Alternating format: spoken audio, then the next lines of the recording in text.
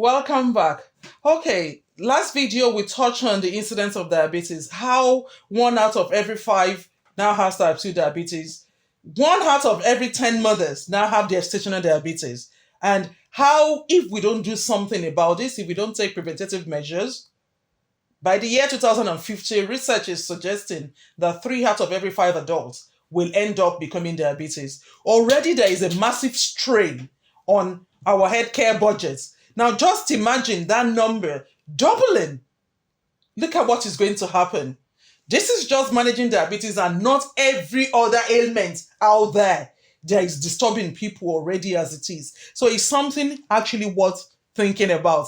I think you already know where I'm going with this. Where am I going with this? I want us to now think about how we can best manage this monster. Because frankly, to me, it is a monster. Something that has the potential to get bad. It doesn't get better unless you take stringent measures to manage it. How do we, prevent ourselves from being caught out in this menace? What most people knows, what every one of us know is the, treatment where you go to your doctor, you're diabetic, they give you the gold standard treatment. For a type 1, it's always box standard insulin because they can't produce it, they need it.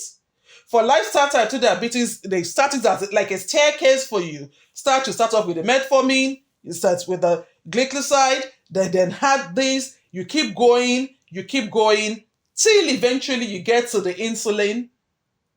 And frankly, does it get better for a lot of people? No, actually it doesn't. In my years of practice, I have seen a situation where someone starts with 1 tablet. By the end of the year, they are on 2. They then go from 2 to 3. The 2 becomes 3, 3 becomes 4. Eventually, they get to insulin, and then complications begin to set in. Very, not the best way to actually enjoy life. It's one thing to live long with medications. It's another thing to live long in good health. Approaching retirement with joy that my health is good enough, I can take control of my life in retirement. This is what I want the focus of this course to be. And that is why our approach to diabetes management is always going to be the non-conventional approach.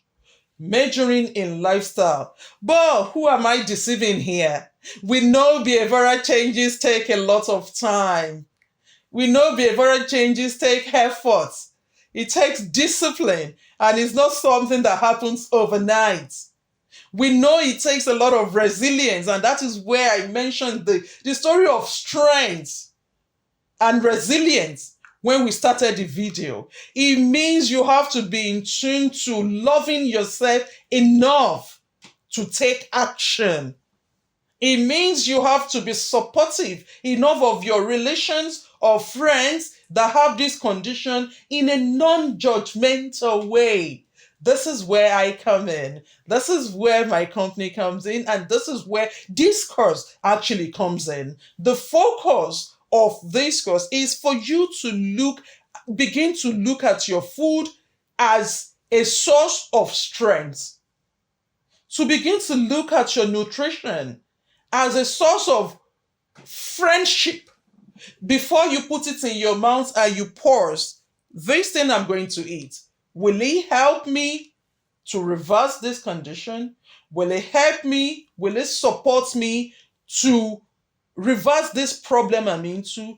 Or will it expedite me getting more problems over time? If we can take control of what goes into your mouth. In fact, the formula that we have seen in practice over a period of time, and I'm saying non-conventional way, is a rule of 70-30. If you can control 70% of what goes into your mouth, and I'm going to lead you there, I'll give you the cheat code, right? If you can control 70% of what goes into your mouth, the remaining 30%, I can be flexible with you. The remaining 30%, you can go out and start to do your dancing and walking and all that. Right? Are you ready for this non-conventional way of dealing with type 2 diabetes? Yes, that is where we're going next after this short break. Thank you.